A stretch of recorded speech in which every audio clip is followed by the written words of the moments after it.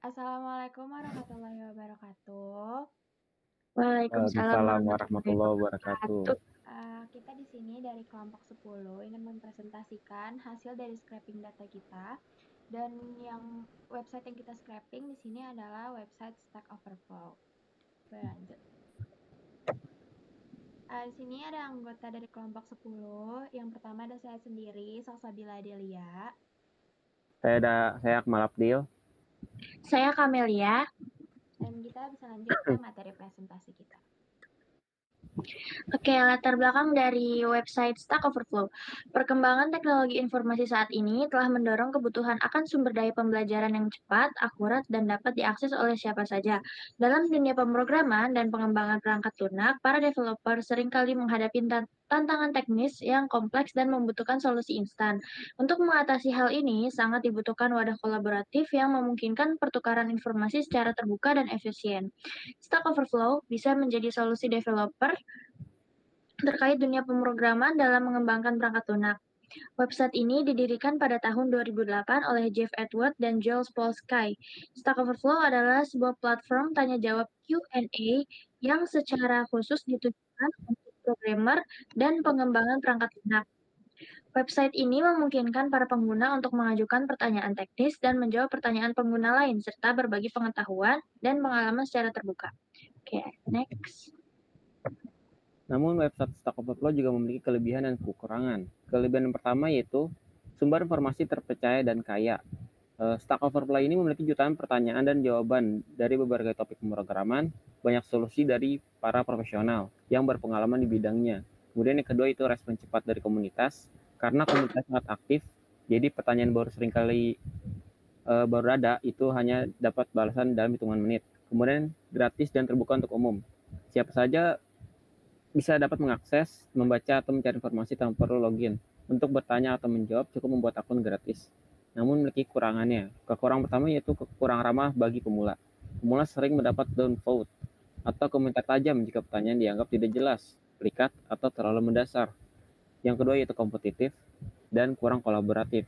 Karena ada sistem reputasi dan poin, beberapa pengguna cenderung mengejar poin daripada memberikan jawaban yang benar-benar membimbing. Yang ketiga itu jawaban lama bisa jadi tidak relevan, karena beberapa jawaban populer mungkin sudah tidak berlaku lagi untuk versi terbaru dari bahasa pemrograman atau framework tertentu. Lanjut. Oke, di sini kita lanjut ke langkah-langkah gimana sih cara kita bikin file CSV-nya ini. Jadi untuk yang pertama itu kita tentuin dulu nih website yang mau kita scraping ini website apa.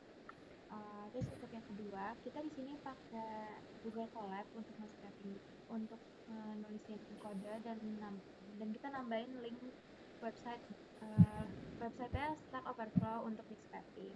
Dan yang ketiga itu kalau udah bisa dijalanin, itu dia akan muncul file CSV. Kalau udah muncul itu nanti kita download dan dia itu akan masuk ke dalam Excel dan nampilin judul, link, dan ringkasan dari website Stack Overflow tersebut. Dan yang terakhir itu kita bisa ngimport file tersebut ke MongoDB biar rapi dan lebih khusus.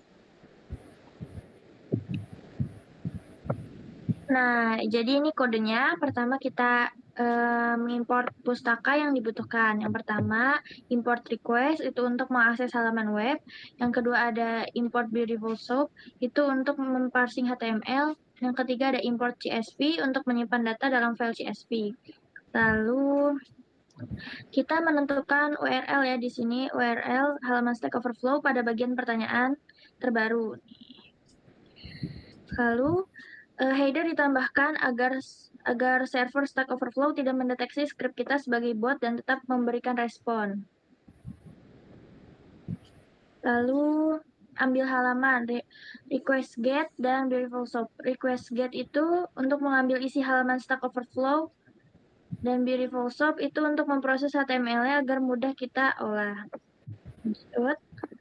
Kemudian ada question, ambil semua pertanyaan itu question.select.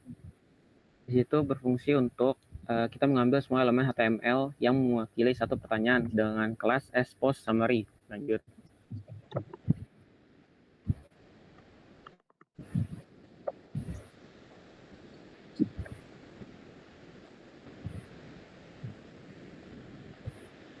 Kemudian sini ada with open sampai dengan CS file. Sini berfungsi untuk membuka file CSV untuk tulis, yaitu membuka atau membuat file dengan nama Stack Overflow _question.csv. Kemudian ada new line sampai dengan CSV file, new line dan encoding UTF-8 untuk memastikan tidak ada data error karakter atau baris kosong ganda. Kemudian di sini ada writer sampai dengan header.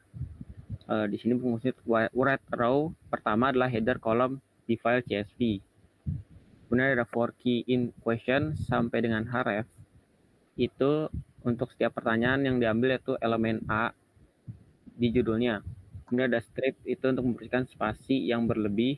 Kemudian link digabung karena tag A hanya berisi path, bukan full URL. Selanjutnya di sini ada kode underscore tag sampai dengan no accept ya. Itu tuh fungsinya untuk mengambil ringkasan pertanyaan jika ada. Tapi kalau seandainya nggak ada pertanyaan, jadi diisi dengan no accept. Terus lanjut ke writer.writerRow. Itu tuh fungsinya untuk menyimpan judul, link, dan ringkasan ke file CSV. Dan yang terakhir itu untuk print sampai dengan ke 60, itu tuh fungsinya untuk mencetak hasil ke terminal juga, jadi bisa langsung dilihat hasil scrapingnya. Nah, jadi ini hasil scrapingnya bisa dilihat di Excel dan menampilkan judul, link, dan ringkasannya.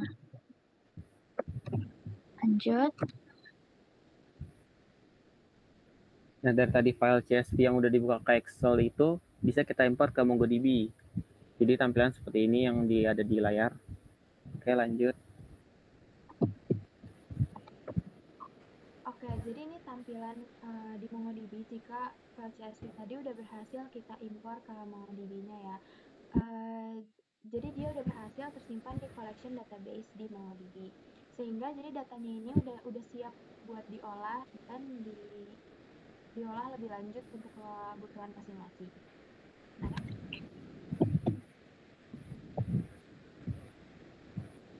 Jadi kesimpulannya yaitu proyek ini berhasil melakukan web scraping pada situs Stack Overflow untuk mengumpulkan data pertanyaan terbaru secara otomatis menggunakan bahasa pemrograman yaitu Python.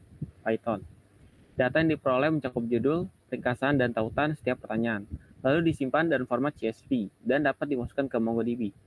Teknik ini efektif untuk mengakses informasi dalam jumlah besar dan dapat digunakan untuk analisis tren atau kebutuhan riset lebih lanjut. Baik, terima kasih telah menyaksikan presentasi dari kelompok 10 mengenai web scraping data.